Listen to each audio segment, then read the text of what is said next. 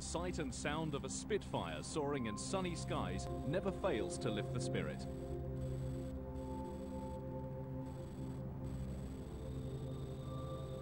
Its presence and beauty exhilarates both young and old. And as it streaks through the sky, it touches a collective nerve. For the Spitfire has come to represent the titanic struggle during the summer of 1940, when freedom itself hung in the balance.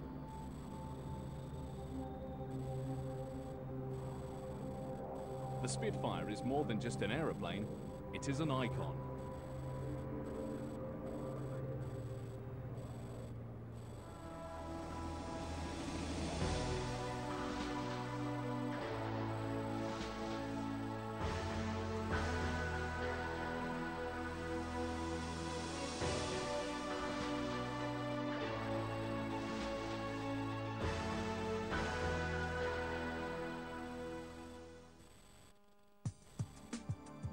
Today, the Spitfire is always the centre of attention whenever it appears in public.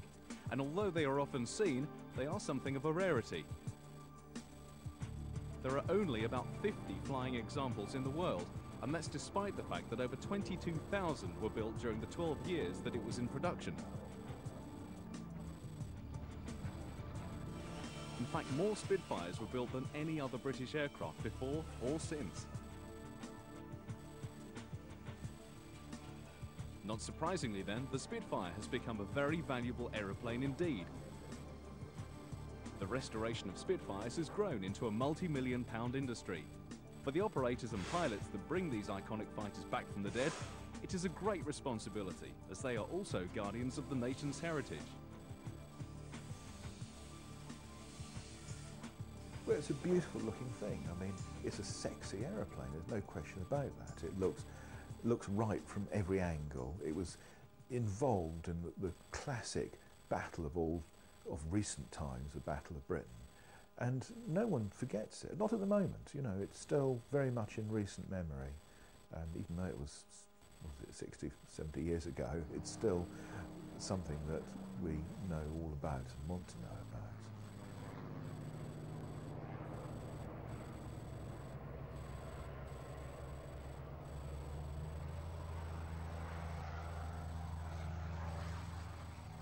Everybody has some idea of the Spitfire and what it did and what it achieved and what it represents now. That is the one thing, isn't it, that the Spitfire appeals to all levels. I mean, whether you're 8 years old or you're 80 years old, you know, well, certainly in England, in this country, you know what a Spitfire is, and most people know what it did. I think it's very important. I think a sense of identity, a sense of history of our country is extremely important. Otherwise we wouldn't be here, would we? That any Spitfires have survived is quite remarkable. During the Second World War, they were not expected to last more than a few weeks. Nobody expected these aeroplanes to be still flying 70, 75 years later. I mean, it was just, you know, nothing furthest from their thoughts, I'm sure, you know, by a million miles at that point. But, you know, you have to look at it in the context of that period, of that time. It didn't really matter.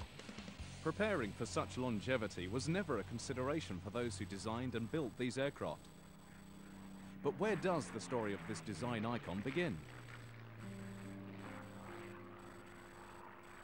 As its designer, Reginald Mitchell will forever be remembered for his most famous creation. Mitchell had gained international renown for leading the design team at Supermarine, which had produced a succession of racing float planes.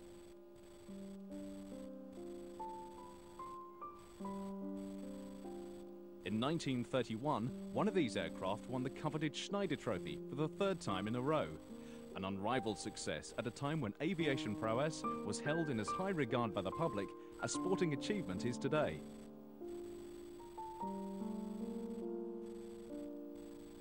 Mitchell was a very fair man. He was very impressive as a person.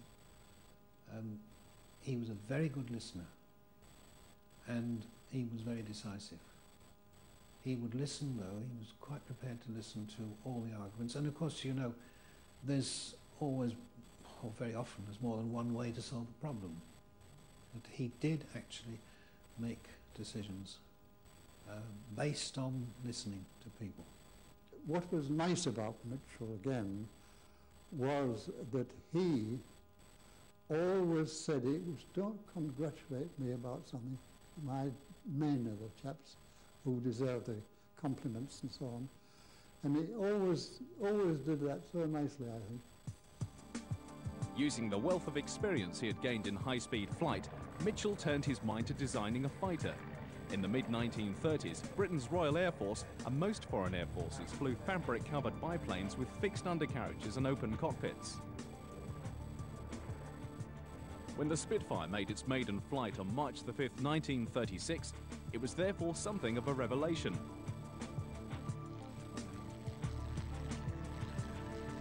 It was a streamlined monoplane constructed almost entirely of metal. The cockpit was enclosed and it had a retractable undercarriage. It was the D-type Jaguar that became my favourite car, and one that we were heavily involved in restoring. And the similarities between that and the Spitfire are really quite incredible. In my opinion, the link between the D-type and the Spitfire is the very similar ways they were constructed and designed. And one had a monocoque fuselage, the other had a monocoque centre section in the car. They both had tubular subframes, and they both had a classic engine in them. In the case of the Jaguar, it was the XK engine, the six-cylinder, and of course in the Spitfire it was the Merlin engine. But really the real synergy between the two is the fact that they were fantastic looking machines. They were set out, the designers set out with one purpose in mind, and that was to win. Rolls-Royce had also developed a new engine for the aircraft called the PV-12. This would later be given the name Merlin. This was one of the great engines of all time, and versions of it went on to power other successful aircraft. Two Merlins helped power the de Havilland Mosquito, and four of them made the Avro Lancaster one of the most capable bombers of the Second World War. Today, it is as much the sound of the Merlin as well as the look of a Spitfire that arouses the senses, with a heady cocktail of noise and speed, an experience that once seen is never forgotten. Well, I was a 5-year-old on a camping holiday with my father, and we heard this sort of roaring overhead, and he pulled me out the tent and said, "Look, there's a flight of Spitfires coming overhead. Look at them, remember, and listen to the sound of them, because you're never going to hear it again. They're going to be disbanded shortly." I looked up and saw this group of Spitfires flying overhead, and it looked fantastic, and the noise was inspiring, and my father said, "Listen to it, because that is the sound of freedom." Even in 1936, the Spitfire beguiled all who saw her. Indeed, trials had barely started when the RAF placed an order for 310 aircraft. But by now, Mitchell had died, tragically young, of cancer, and it was his successor, Joe Smith, who would see the Spitfire into production, and indeed, through its entire life. Such was the pace of development that by the time production ended in 1949, the Spitfire had an engine that delivered more than twice the power of the original. Its maximum takeoff weight may have more than doubled, but so had its rate of climb, and its firepower had increased 5-fold. But turning a hand-built prototype into an aircraft that could be mass-produced was not so straightforward. The nature of the structure of the Spitfire was probably fairly typical, if you like, of sort of 1930s, probably the English-British way of thinking about making parts. A similar rib on the counterparts in this rib, you'll probably come to 25, 30 separate pieces. The contemporary German aeroplane at the time, the Messerschmitt 109, would have just been a one-piece pressing. They'd have just made a great big press tool and knocked it out on a big press. They seem to concentrate really on the tooling aspects of it and not much labour as an element, whereas we seem to be, in the mindset we had obviously plenty of labour available, and all these little tiny detail parts were made all over the factory and then assembled finally, and we seem to have used 20 people to make one rib, where the Germans and perhaps later the Americans, when the Mustang went into production, really had it almost on an assembly line thing, which later became the norm, of course.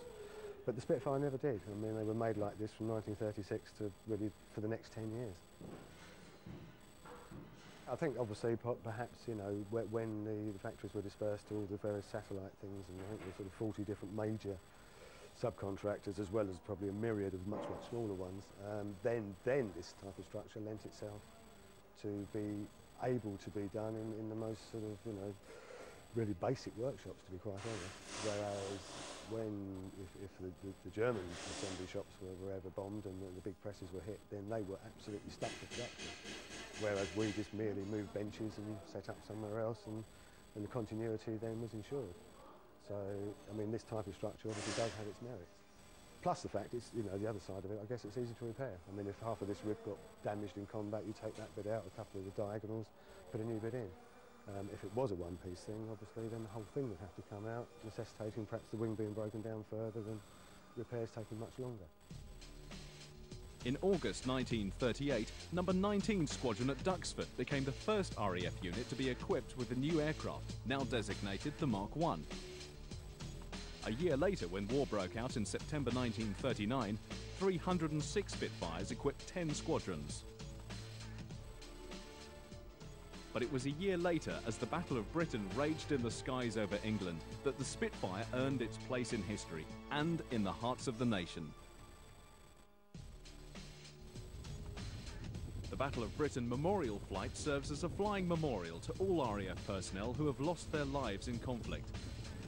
But regardless of its achievements since, the public tacitly recognises the Battle of Britain as the RAF's finest hour. And although the Hurricanes were more numerous and shot down more enemy aircraft, it is the Spitfire that has become the iconic symbol of defiance. The flight has 5 Spitfires, of which the Mark II is particularly special. Not only is she the oldest Spitfire in the world still flying, she also actually fought during the Battle of Britain. Indeed, she still carries the scars in the form of repaired bullet holes on her port wing. The Mark II was essentially the same aircraft as the Mark I, but with a slightly more powerful engine.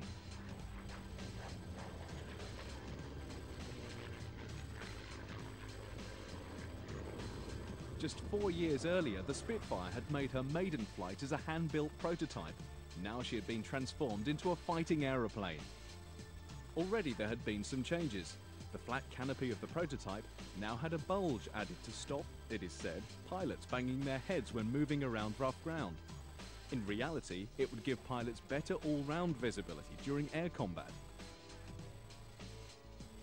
Although armoured plating had also been added to the cockpit to protect the pilot, he still sat behind the fuel tank. This meant that a direct hit exposed him to the flames, which is why many pilots suffered such horrific burns during combat. Its designated role was as a defensive fighter, and for this purpose the Spitfire was armed with 8 Browning machine guns. The Spitfire's slim wings meant that there was room for only 300 rounds for each gun. A 3-second burst of fire could deliver a punch weighing in at around 8 pounds. In 1939, this was considered impressive, but by the time the Spitfire met the enemy in 1940, German aircraft were equipped with protective armour plating. But the Browning's rate of fire meant that the Spitfire's actual fighting time was limited to around 15 seconds before it ran out of ammo. However, the Spitfire also had incendiary bullets, which had been invented in great secrecy just before the battle. These could ignite an enemy fuel tank, or at least show if the pilot was hitting his target. Another problem was that ice formed in the gun mechanisms, causing them to jam. A simple solution to this problem was to cover the gun ports with red square patches of waxed fabric. This would then clear once the first round was fired. The guns were set up to converge at a point 400 yards in front of the aircraft, but with such small caliber weapons, this was soon changed to 250 or even 200 yards. But time was not on the RAF side. On May the 10th, 1940, the Germans launched their attack to seal their grip on Western Europe. By the end of the month, the remains of the British Expeditionary Force and units of the French Army were waiting on the beaches of Dunkirk to be rescued. RAF commanders resisted repeated calls to send Spitfires over to France, as that battle was all but lost. Fighter Command had already lost some 25% of its fighting strength, and so it was essential that aircraft, and even more importantly pilots, were kept back for the even greater battle to come. During the grim summer and autumn of 1940, the men and women of RAF Fighter Command faced their toughest challenge. At stake was nothing less than Britain's survival. Without control of the skies, the Germans could not attempt an invasion. As they had considerably more aircraft, they tried to engage the RAF in a war of attrition. On August 13, 1940, the German Air Force, or Luftwaffe, began its assault to destroy the RAF. British radar and observers could track the size and direction of the attacking aircraft, but it was up to the Spitfires and Hurricanes to actually stop them. The attacks came in several times a day. With both men and machines sorely stretched, RAF commanders had to marshal their resources carefully, only sending up the minimum number of aircraft into the fight.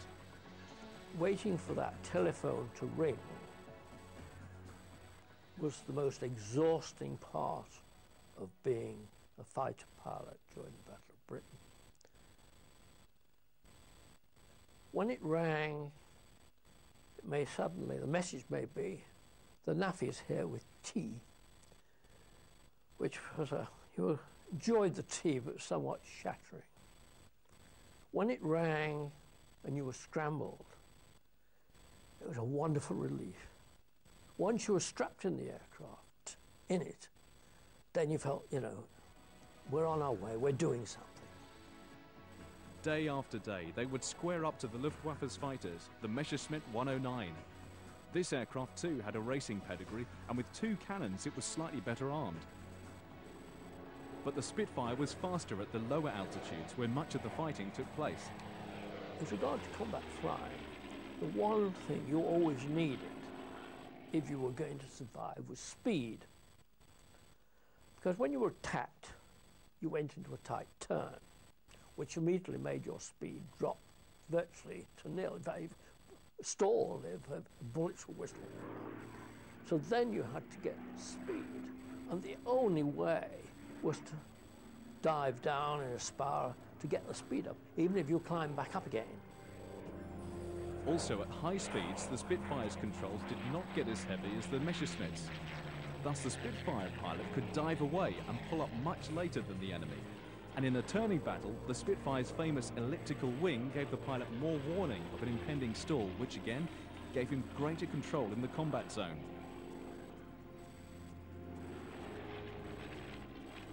At the start of the battle, Fighter Command's tactics proved to be woefully impractical for the circumstances in which the pilots found themselves. Pilots had been drilled to fly in neat, V-shaped formations, or VICs of 3 aircraft. As the pilots were supposed to fly no more than 100 yards apart, it meant they spend as much time watching their flight leader as looking out for the enemy. The form was that when you took off, you joined up, and there were 2 flights, and each flight had 6 aircraft, so there were 4 threes, so to speak. In the event, there'd be 3 threes in line astern, and 1 in the box, and 2 of that last would be weaving above, trying to keep up a little bit ahead, and they'd be watching your tail. This method of attack, devised in peacetime, presupposed the bombers were unescorted. In reality, the German fleets were heavily escorted, even though the fighters only had a short time in which to fight due to their high fuel consumption. Once the Spitfires locked combat with the 109s, all thoughts of neat formation flying generally went out of the window. When I first went into battle, I was on a very steep learning curve. I was learning to fly the aircraft and endeavouring to learn how to shoot. And certainly on my earlier flights, someone would say, shout on the radio, break. That meant we were being attacked. And I broke a steep turn, left or right. And I found myself completely alone in the sky, not even an enemy aircraft in sight, let alone any of my rest of the squadron. A dogfight was chaos for a matter of almost a minute or 2 minutes. Occasionally you chased something. I'm talking about fighters against fighters So you chase something, which obviously like you chase them for 5 minutes, 10 minutes. But the actual dogfight itself, something flashed across your gun sight, you fired your guns, hope you'd hit. But despite the pilots' high morale and commitment, losses were becoming critical. Aircraft could be patched up or even replaced, but it took longer to train up a pilot. The pressure on fighter command was reaching breaking point, and the pilots exhausted. In respect of fear, it was not mentioned between pilots. We all put on a great performance that sort of tally-ho after the enemy, you know, chase the enemy. But it was one great performance, really. The Battle of Britain reached its climax on the afternoon of September the 15th, 1940. The Luftwaffe sent its greatest concentration of aircraft yet seen over the English coast. Over 1,000 bombers and their fighter escorts headed towards London's Docklands. Fighter Command threw every available aircraft into the fray, but the best they could muster was less than 500. Yet despite the enormous odds and the exhaustion of months of continual flying, the pilots' morale remained high. From the ground, the fighter controllers brilliantly brought all the squadrons to battle, which ranged from the east of London all the way down to the coast. By the end of the day, the Luftwaffe had lost some 56 aircraft to the RAF's 6 Spitfires and 20 Hurricanes. The impact of the German losses went way beyond the actual numbers. At their briefings, they had been told that the RAF was on the verge of defeat, perhaps down to its last 50 fighters. The window of opportunity in which the Germans could mount an invasion was closing fast.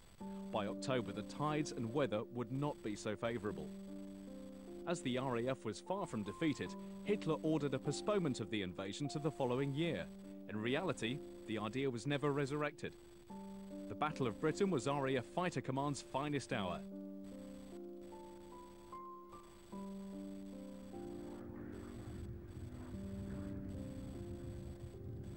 With the benefit of hindsight, the Spitfire was the right aircraft in the right place at the right time. Not only had R.J. Mitchell's little fighter won over the hearts of friends, it had also built a formidable reputation amongst its enemies. Today, the Spitfire still inspires admiration.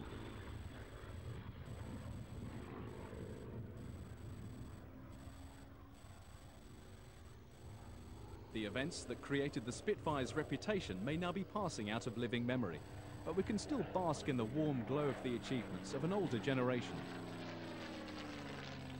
Well, looking into the future,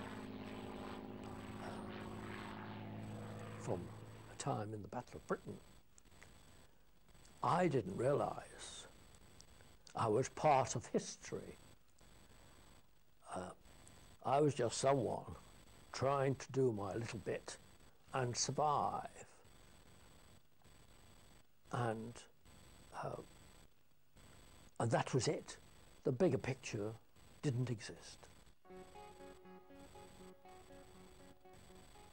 Whenever a Spitfire displays in front of the public, a reverential hush descends over the crowd as senses soak up the sight and sound of this most graceful of machines. To most gazing skywards, a Spitfire is a Spitfire. There may have been 24 different marks, but at the end of the day, they all represent the same thing: victory. So enduring is the Spitfire's popularity that a vibrant industry has grown up to restore and operate them. There's very few parts on the Spitfire that can't be made in using relatively simple tools. It was an aircraft designed to be made on a kitchen table. You know, there's thousands and thousands of little bits rather than big pressing. So it's actually a relatively easy aeroplane to restore, or, if the truth be known, remanufacture, because that's really what we're doing. You can very rarely use much of the original aircraft. So a data plate is all you need today. Now, the length of time it takes to build a fuselage now, I guess we hopefully got it down to round about a year, but it obviously does depend on the start point.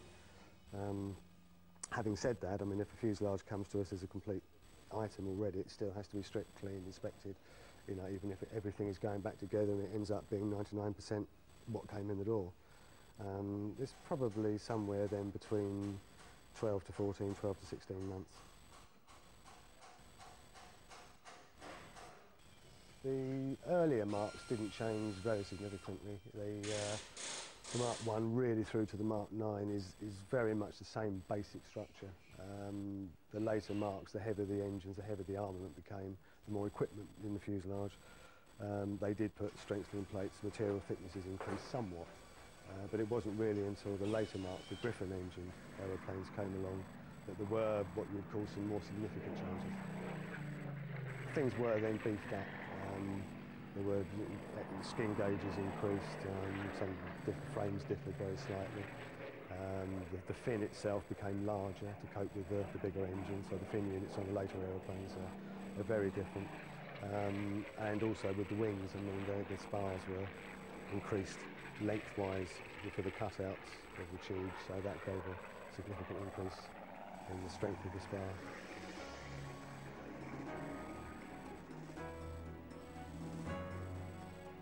This is the fuselage of a Mark 1 Spitfire that we're currently storing for one of our customers, and it's sort of at the bare bones stage, as you can see now, prior to basically coming out the jig, going off the skip, painting and skinning. This is an extremely rare aeroplane. It was recovered from a beach in France after forced landing there during the Battle of France in May 1940. Was recovered by the French in the 1980s and has lived in various museums since then, and was bought by its present owner about 5-6 years ago, and has come to us for the fuselage to be restored. When this Mark 1 is finished, it will be the oldest airworthy Spitfire in the world. But at present, that accolade belongs to a Mark 2, operated by the RAF Battle of Britain Memorial Flight. As it actually took part in the battle, it holds a special place in the world of Spitfires. I think we've all got our own favourites. I particularly like flying the baby Spitfires, the Merlin engine 2 and the 5. The 2 because it's such a beautiful, precious aeroplane that, you know, to fly something that flew in the Battle of Britain and such an iconic aeroplane, such an iconic time, that is a privilege beyond measure to do that. The Mark 5 is actually probably the nicest flying of all of them. I think it's really is a beautifully balanced aeroplane that just feels lovely. But they're all great. I mean, it's an honour to have to get into any of them, frankly. Of the early Marks, the most numerous are the Marks 5 and 9, and both are well represented today. The development of the Mark 5 followed the closing stages of the Battle of Britain. With the threat of invasion subsiding, the RAF began mounting attacks in France. Fighters were sent over the English Channel to shoot off airfields and other more opportunistic targets. It was risky work, as a successful attack relied on speed and firepower. The Spitfire's elegant elliptical wings were not ideal for low-level manoeuvring, and it needed to pack a bigger punch than the machine guns allowed. The Mark 5 entered service in February 1941 and could carry a combination of machine guns and cannon. Its low-level manoeuvrability was improved by clipping the wingtips so that the Spitfire could roll more quickly. Very large numbers of Mark 5s were built and operated in theatres all over the world. For example, in North Africa, they flew as part of the Western Desert Air Force. The elegance of the nose had to be sacrificed in favour of a large bulge housing filters to keep the sand out of the engine. Spitfires were also operated by air forces other than the RAF. The Soviet Union was one beneficiary, the Red Star replacing the proud roundels on over 140 Spitfires during 1943. The Mark 5 was also the first Spitfire to go to sea. Although her fighting capabilities were beyond question, the Spitfire was not the ideal choice for carrier operations, even with an arrestor hook added. As was borne out later in the war, successful carrier aircraft had to be rugged to withstand the inevitable hard landings on carrier decks. The first Seafire was designated Mark 1. Later, the Royal Navy was to receive fully navalised Seafires, which were strengthened to cope with the violence of launching by catapult. The undercarriage was also raked forward to stop the aircraft tipping over while holding the full power necessary for takeoff. But perhaps the most obvious difference was that the Seafire was given folding wings so that more aircraft could be stored below decks. Towards the end of the Battle of Britain, German bombers began approaching at higher altitudes. Above 30,000 feet, the Spitfire's performance began to fall away rapidly. To counter this new development, a Spitfire Mark VI was built, with extended wingtips and pressurized cockpit for the pilot. Throughout the first 2 years of the war, the Spitfire was neck and neck in terms of air combat performance compared with its main enemy, the Messerschmitt 109. But during the autumn of 1941, Spitfires were coming up against a new German fighter and losing. That fighter was the Focke-Wulf 190. The air superiority enjoyed by the Allies over the Channel and northern France began to swing back in the Luftwaffe's favour. But fate intervened in June 1942. While returning from a raid, a German pilot landed his FW-190 at West Malling in Kent, mistaking the RAF airfield for his base in France. Following a series of mock combat tests, a new Spitfire entered service, the Mark IX.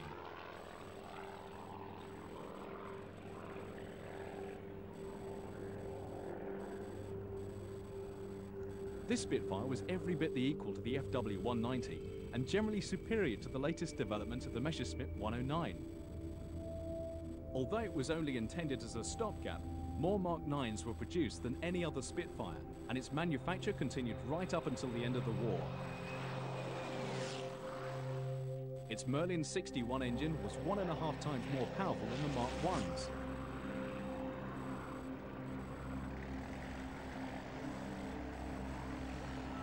In 1944, it was joined by the almost identical Mark 16, which was powered by a Merlin built under license in the United States by the Packard Company.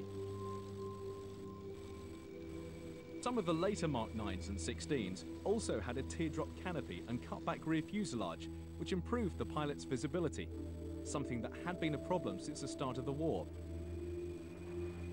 You couldn't see straight ahead on the ground at all. People happened to collide with other people. And in the air, the disadvantage was that you really couldn't, if you had to take a deflection shot of anything like 15 degrees or more, you wouldn't be seeing, if you were taking a correct shot, you wouldn't be seeing your target at all, because it would be underneath the nose. The amount of lead you'd have to give on it would be underneath the nose. And there again, I think that one reason why Hurricane pilots perhaps scored as many as they did compared with Spitfire, that they could see what they were shooting at, where the Spitfire pilot couldn't unless he was more or less behind. The Mark IX was the last of the Merlin line, and for many, the last of the true Spitfires.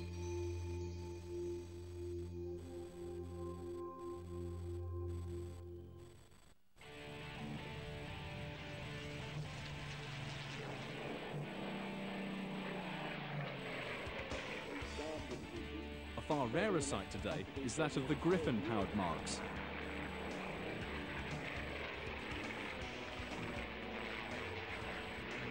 With the end of the war approaching, the Allies enjoyed air superiority right across Europe. They also had a wider choice of aircraft, such as the P-51 Mustang, which also used the Rolls-Royce Merlin engine. As a result, fewer Griffin Spitfires were built. Although the Mark XII was the first Griffin Spitfire, the Mark XIV was the more numerous. This was followed into service during 1944 by the Mark XIX. This was the last Spitfire to serve operationally in the RAF, flying in the reconnaissance role during the Malaya campaign in 1954. One of the BBMF Mark XIX wears the colour scheme of the aircraft today, with the slogan, "The Last," emblazoned across its nose. The full-throated roar of these machines give the Spitfire an altogether more aggressive aura. A lot of people I know say, well, you know, as soon as you put a Griffin in, it's not a Spitfire anymore. Well, that, frankly, is not so, because yes, the nose grows by 4 feet, which actually, in aesthetic terms, to my mind, actually makes it a more attractive-looking airplane. The entire fuselage and fin and rudder are absolutely pure Spitfire. you could look at. There's nothing else like it at all. But more importantly than anything else, the wing never changes. The wing remains that absolutely pure ellipse that it always was. So, you know, I see what they say, that just as I believe that at about the Mark V or the 9, you run out of the concept of an armed sport plane, which is clearly good fun, and you run into the absolute warbird, which is not quite as much fun. They are all absolutely Spitfires.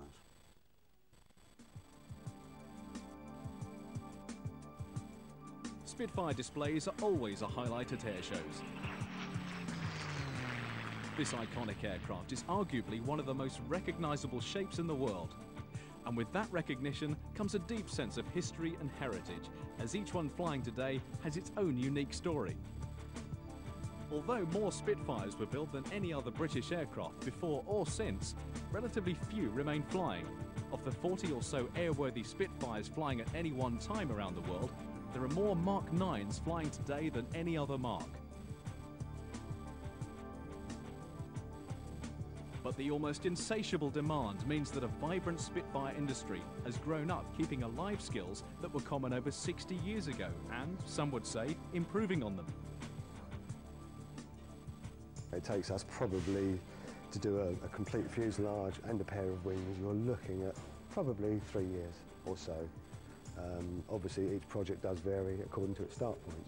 During the war the rate of production was by far the most paramount, and they weren't expected to last. You know, I mean, the life expectancy is, depending on what sort of documents you read, is something between 25, 30 odd hours as expected combat service life. And when we take originals apart, we'll find packers and shims and washers, you know, where they shouldn't be acting as. But that was fine. I mean, that was acceptable. At their rate of the high production, when they were knocking out literally sort of hundreds over a couple of month period, that had to be, you know, double, treble shifts and whatever. Now, obviously, you know, a lot more. They're probably a lot more TLC is used. And we also have to remember the safety aspect, the integrity, but also that it's somebody's passion that they are spending the thick end or more than £1 million to actually get back in the air.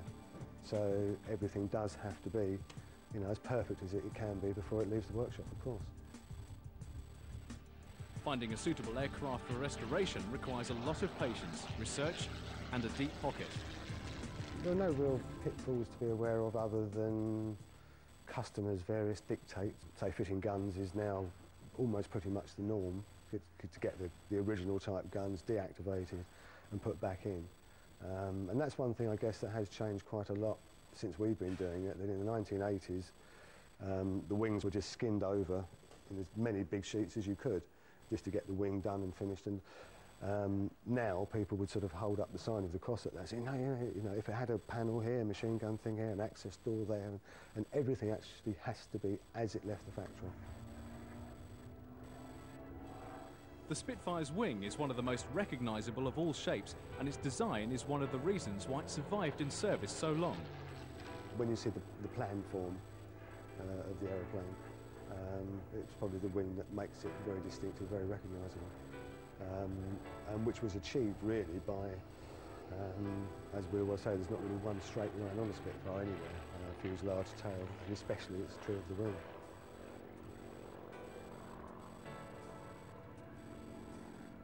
The main challenge to us on wings over the years has really been spars, and the telescopic design of which really sort of gave the wing its great integrity and strength.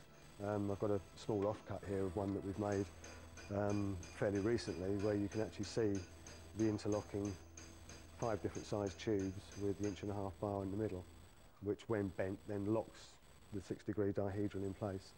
And this is prior to us, after having made the thing, going off a heat treatment. But that gives you some idea, and it works in a very effective way.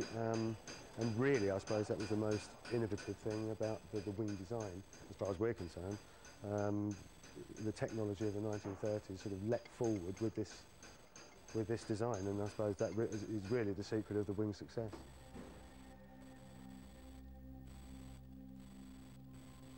Flying a Spitfire at a display carries a considerable burden of responsibility. After all, these are old aircraft, and so they need to be handled with safety in mind. And as every Spitfire flying represents an enormous investment in time and money, they need to be flown so as not to overstress the airframe and engine. But even with those limitations, there is no reason why the Spitfire cannot continue to beguile both pilots and spectators alike for many years to come. One of the most important things is people do like to photograph the aeroplane. And when you look along the crowd lines, any display, you'll see more camera lenses than eyes almost. And so it's quite important to have, as part of the display, shots of the aircraft flying along the crowd line so people can photograph a top view of it. There are elements of a display that show the Spitfire to its best, and you know, you hear people say wow all the time that happens, and it's but you know, you need to be immensely experienced and absolutely sure of what you're doing to display an aircraft like that. And other people have got their own views, but a gentle series of loops and of course that final victory roll as the aircraft disappears is quite important. It is everyone's favourite aeroplane at air shows. There's no question about it. I mean, we do air shows up and down the country, and although we've got other aircraft and Hurricane and a few other things, it's always the Spitfire that everyone wants, and I think it will remain like that forever. I really don't think it'll change. It is an iconic aeroplane.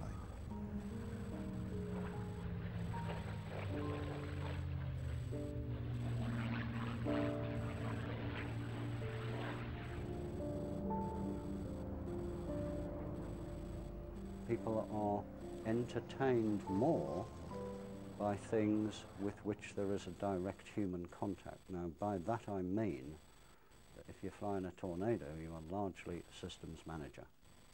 The aeroplane can actually fly itself better than you can.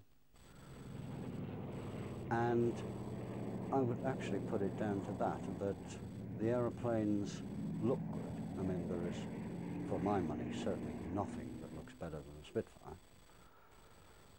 And I think people relate to the sort of human interface with those machines, where you do everything for yourself. You navigate it, you fly it. If it was war, then you do all that all on your own. And I think it is that element of it which people find so attractive. And I know it must be very disappointing to turn up at a display in a 40 million quid jet and nobody wants to look at it because they want to look at a Spitfire. Our preference is to use current RAF pilots who have got a good grasp of tailwheel aeroplanes.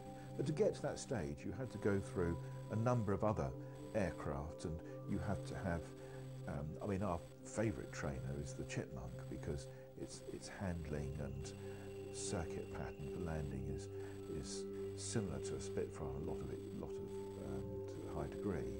But we want to see a lot of hours in Chipmunks, some in Harvards, and of course ultimately the two-seater Spitfire.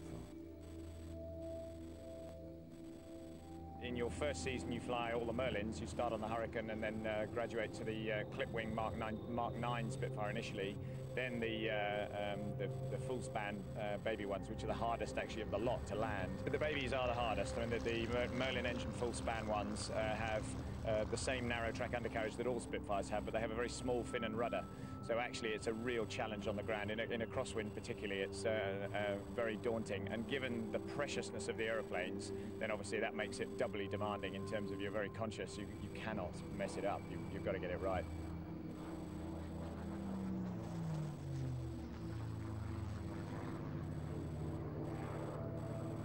Well, the various things, of course. For me, while I was flying it, it was the only aeroplane in the world that was part of oneself. When I said it was like a motorbike, when you're driving a motorbike, you're not saying to yourself, I must lean over here, I must do this. It goes where you want it to go. You don't have to do anything, so to speak. And the Spitfire is just like that. Surprisingly, all the marks fly pretty much the same, apart from probably the Griffins, which were that bit heavier. The Mark V at low level will give all the 9s and everything else a very good run for their money. In fact, they say the Mark V really scoots along. Airplanes are built happy, or sometimes they're built a bit sad, and this one was built happy. It's, touch wood, a very reliable little airplane. And to me, when I get in it, it's like putting on a nice old comfortable pair of gloves. So many people ask me what was your favourite Spitfire. I say straight away, it just depends what you want me to use it for. Is it for firepower, is it for performance, or for handling? And for handling, I would have thought the Mark V with the 24-pound boost engine. With that aircraft, it's the only Spitfire that I flew that you could take off almost from the tarmac in less than 200 yards, pull it up as if going for a loop, and at the top of the loop be able to do a slow roll and then continue upwards to 5,000 feet before you started your show.